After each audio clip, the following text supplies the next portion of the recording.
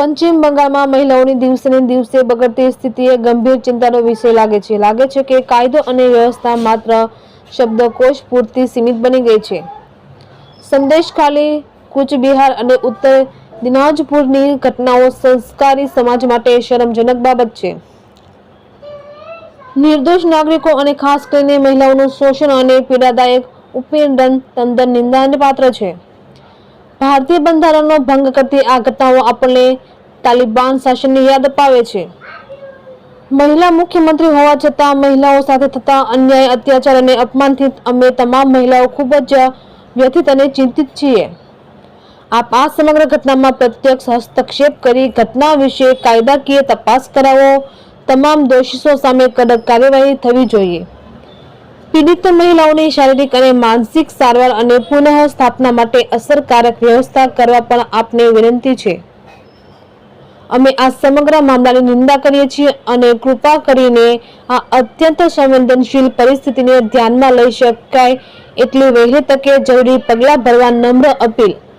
ન્યાય અને કાયદાના શાસનની પુનઃસ્થાપનાની આશા સાથે અમરેલી શહેરની અલગ અલગ ગ્રુપના બહેનો ભેગા થઈને 15 થી 17 જેટલી બહેનો આજરોજ તારીખ 5/7/2024 રોજ 3:30 કલાકે અમરેલી કલેક્ટરશ્રીને પત્ર પાઠવ્યું હતું।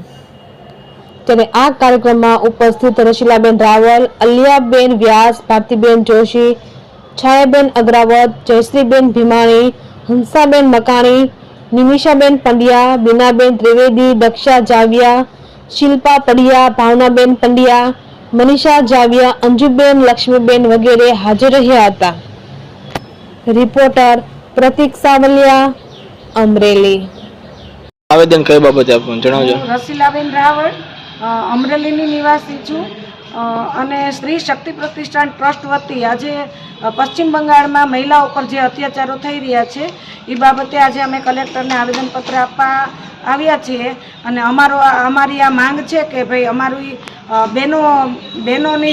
બહેનો પર જે અત્યાચારો થાય છે એના વિરુદ્ધ સખત ને સખત કાર્યવાહી થાય અને એના જે ગુનેગારોને સજા મળે અને ભારતની અંદર ક્યાંય પણ બહેનોને અત્યાચાર ન થાય। અને પશ્ચિમ બંગાળની અંદર તો ખાસ કહેવાનું કે મહિલા જ્યારે મુખ્યમંત્રી છે તો ત્યારે જો મહિલાના દર્દને ન સમજે તો આ બહુ ઘૃણાસ્પદ કહેવાય। તો આ વાત અમારી ગૃહમંત્રી સુધી પહોંચે એ બાબતે અમે આજે કલેક્ટરને આવેદનપત્ર આપવા માટે આવ્યા।